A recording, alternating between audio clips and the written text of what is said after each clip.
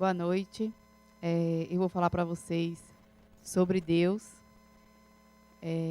Logo quando eu escolhi esse tema para falar, eu achei muito complexo e todo mundo disse que é complexo. Mas por que o tema é complexo? Porque quando vamos falar sobre Deus, estamos falando de poder. E por que estamos falando de poder? Quando a gente passa por um problema ou e que a gente não consegue resolver, a gente atribui a quem esse poder? Geralmente a gente entrega nas mãos de Deus. Então a gente atribui esse poder a Ele. Então quando a gente atribui o poder a algo ou alguma coisa, nós estamos dando autoridade sobre a gente. Ou seja, eu não tenho capacidade, você vai ter que resolver do seu jeito. Então é uma relação de poder. Então se eu começo a interpretar Deus, eu começo a ter poder. E é por isso que há um processo natural dentro das religiões de adoração. E também por causa disso que hoje existem as guerras santas, né? Porque se eu interpreto o poder de um jeito, eu começo a falar para aquelas pessoas e elas têm aquilo como verdade. Aí surge outro grupo que também interpreta do seu jeito, um grupo se identifica com ele e tem aquilo como verdade. Se existe algo que em mim, entre eu e ele, entre mim e ele, que é um pouco contraditório, vai existir o conflito. Então, por isso que, quando a gente fala sobre Deus, a minha proposta não é tentar interpretar, é trazer o seguinte. Quando, no Livro dos Espíritos, perguntam o que é Deus, ele responde, o Espírito responde que ele é causa primária, inteligência suprema do universo e causa primária de todas as coisas. Ele não disse que era uma pessoa, ele não disse que era bom, ele não disse que era ruim. Ou seja, não teve nenhum juízo de valor, ele só disse que era inteligência. Então, dentro do meu entendimento, ele apenas disse tudo que você não consegue entender, existe uma inteligência que pensou aquilo e que você ainda não tem capacidade para alcançar. E também interpretei como se fosse um arquiteto.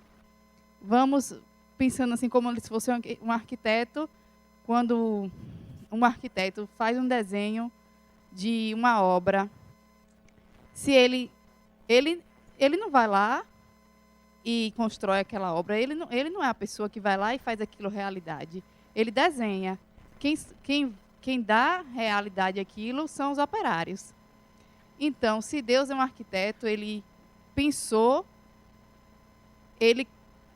os operários somos nós, ou seja, quem cria a realidade somos nós, que praticamos. Ou seja, se ele sozinho fizesse tudo e deixasse tudo estático, não seria o universo, porque o universo é dinâmico. E nós que damos essa dinâmica ao universo. Então, nós somos co-criadores. Ou seja, nós somos também deuses, porque se a gente hoje começa a pensar de forma diferente, há uma nova realidade. Mas eu também penso que que Deus é como se fosse quando você começa a estudar o direito e você começa a ver que tem princípios universais. E cada um vai dar a interpretação daquilo. Ou seja, existe princípios universais, mas cada país vai dizer, no meu país, eu interpreto desse jeito. O outro vai dizer, eu interpreto desse jeito. Então, de acordo com a sua maturidade, ou então o entendimento daquela sociedade, é que vão dar a interpretação daquele princípio. E também acontece isso, eu acho que em relação a Deus. Deus criou, existem leis universais, mas vai o homem, pega algo que é geral e que ele não tem o entendimento da completude e aplica ao que ele entende hoje, mas ele ainda é um ser em desenvolvimento. Ele não tem o entendimento de tudo. Então, ficou uma coisa pela metade. E ainda dando continuidade à questão do livro, quando ele pergunta que do livro dos Espíritos, em relação ao arquiteto, então, fazendo uma comparação, se lá, na obra, o arquiteto fez e os operários dão continuidade, aqui Deus fez e vamos dar continuidade nós. E aí eu lembrei de um momento em minha vida e que eu acho que dá para explicar isso. Quando eu era criança, eu fazia, coisa errada, e meu pai, quando eu terminava, meu pai dizia que era para eu sentar e refletir sobre aquilo. E não é que eu era mais para fazer aquilo. E aí eu perguntei, por que, meu pai? Eu preciso fazer isso, refletir. E ele dizia, para você se tornar, para você evoluir, para você se tornar um espírito melhor. Só que eu cheguei e falei, sim, eu não quero, assim, eu não vejo lógica nisso de ser um espírito melhor. E se eu não quiser? Então, eu ainda era uma criança e estava escolhendo a ignorância. Só que, assim como meu pai falou, me deu impulso para não permanecer na ignorância, eu acho que um Deus, ele é bem melhor que o meu pai, então ele não vai permitir também que quando a gente escolha a ignorância, permaneça nela para sempre. Então, ele cria métodos para a gente evoluir. E como seriam esses métodos para a gente evoluir? Quando a gente escolhe a ignorância, a gente adoece. Adoece mentalmente ou até fisicamente. Por exemplo, quando criança, se eu escolhesse não estudar, eu estaria na ignorância, hoje não teria, minhas oportunidades seriam bem menores do que são. Então, pensando de outra forma, também hoje, se eu escolho permanecer na ignorância, quantas reencarnações eu vou ter que vir novamente para aprender o que eu tenho que aprender? Ou seja, a escolha da gente é o tempo. O tempo em que eu vou passar para adquirir algo. Ou então para evoluir.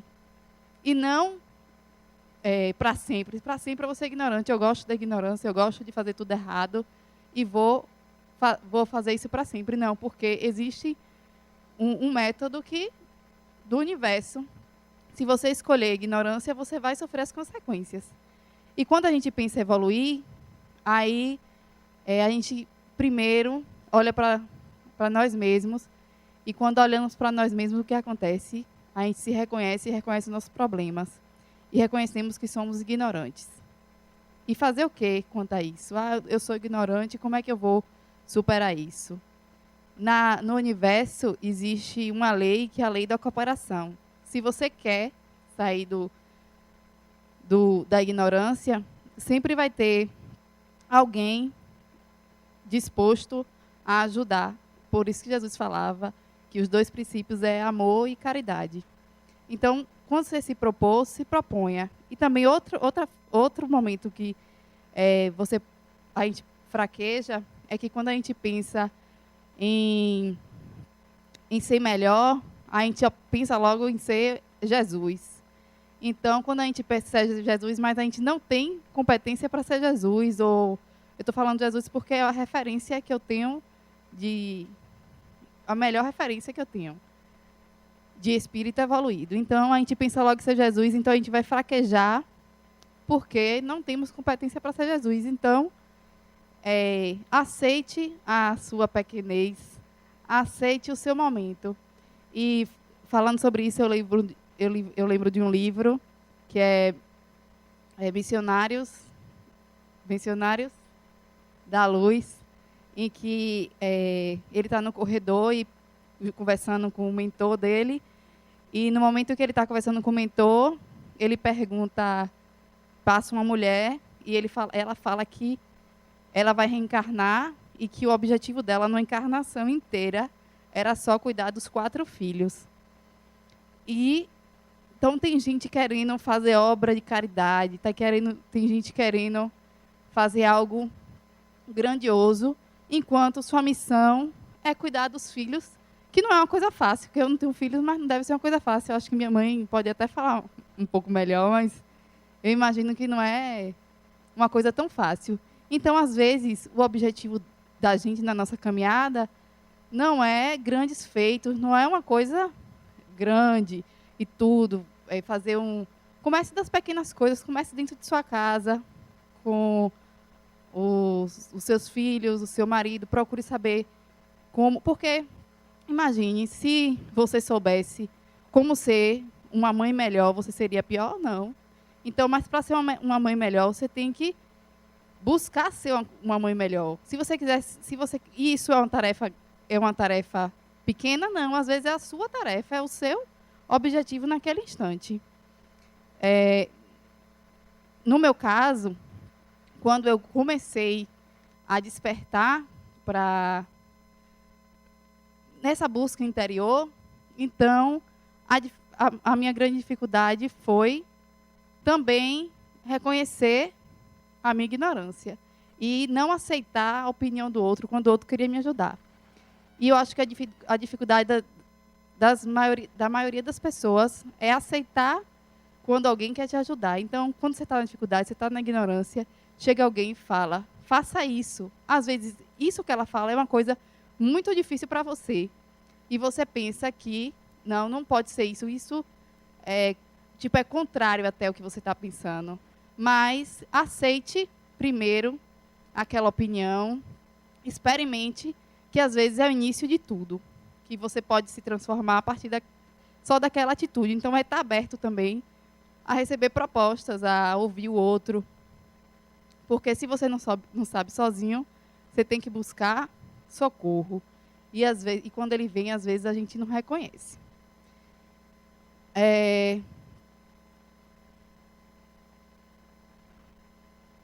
Outra passagem desse livro, Missionários da Luz, é quando ele está lá conversando com o outro, que eles começam a analisar a reencarnação da pessoa. E quando eles estão analisando a reencarnação da pessoa, escolhem lá um corpo bonito. E na hora que a pessoa, por exemplo, escolheram um corpo bonito para o espírito que reencarnar. E na hora que ele vai avaliar, ele pede que seja feio. Porque ele não queria chamar atenção, ele queria estar ali, não queria estar chamando atenção, que aquilo ali poderia prejudicar. Então, na hora também que a gente for fazer escolhas, a gente tem que fazer as escolhas certas. Às vezes, por uma dificuldade de reconhecer algo, a gente faz escolhas equivocadas. Então, quando for pensar, raciocinar em algo para você, em vez de raciocinar na lógica que você tinha antes, primeiro você tem que mudar a sua forma de pensar e procurar pessoas competentes que possam te ajudar naquilo e reconhecer que você pode ser melhor. Bem, é isso que eu queria dizer para vocês. Agradeço a oportunidade de falar sobre Deus. Realmente não é um tema fácil. Eu ainda estou descobrindo esse Deus através de mim mesma, porque eu sou co-criadora e acredito, e todos nós somos. Então, estou nessa busca de criar algo melhor. E até fazer essa palestra aqui é essa busca de ser co-criadora, de me transformar e falar sobre como se transformar para que sejamos todos juntos criadores de um novo universo e de um novo momento. E quando eu falei que quando a gente se propõe a pensar a mudança, né? Que eu falei em relação a mim da dificuldade que eu tinha quando era criança, ou seja, se eu escolhi naquele momento a ignorância e permanecesse ali, eu não ficaria ali por muito tempo, porque é um processo, na arquitetura do universo, é um processo natural a evolução. Então, de uma forma ou de outra, vamos evoluir. Então, que façamos desse processo o melhor, o mais saboroso, não às vezes o mais rápido, mas o mais rico em experiência e amor. Muito obrigada.